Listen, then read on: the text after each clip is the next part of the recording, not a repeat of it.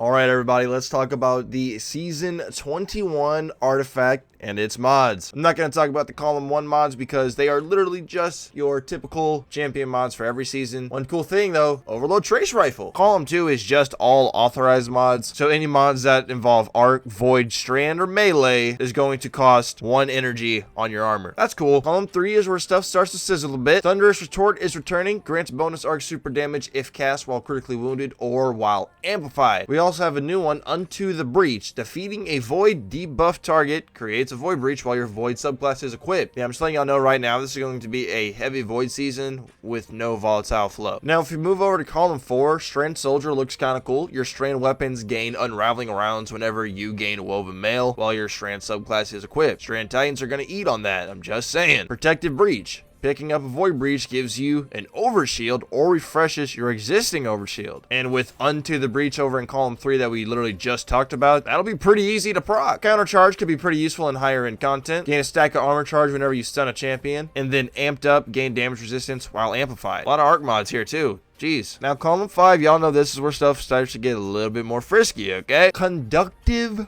Cosmic Needle. That's quite the name. Targets affected by Strand debuffs take increased damage from Arc and Void abilities. Okay, so imagine you're an Arc Titan. You hot swap to your Curious chest piece. You're amplified. You have Thunderous Retort on. Let's say somebody with the Cosmic Needle mod suspends an enemy, severs an enemy, unravels them. Bro, that T-Crash is gonna hit. That's just something that came to my mind initially while reading that. Also, don't forget things like Nova Bomb are gonna be getting buffed. I'm just saying. Shock and Awe is basically Thunderlord when you get a kill. Arc Final Blows while you are amplified summon a burst of lightning that damages and jolts targets. We then have Supernova. Picking up a Void Breach causes your next source of Void damage to create a large weakening pulse. Once again, you combine that with Unto the Breach from Column 3 that we talked about earlier in the video twice now. Actually, this would be its 3rd time. That would make Supernova pretty easy to proc. This next one is pretty cool. Squad Goals. We've all used that term back in the 2010s, at least on the back half. At least that's when I did, because that's when I was in high school. But Squad Goals is basically going to allow you to apply those subclass buffs that you have to your allies. For instance, performing a finisher while you have Woven Mail for a Strand subclass,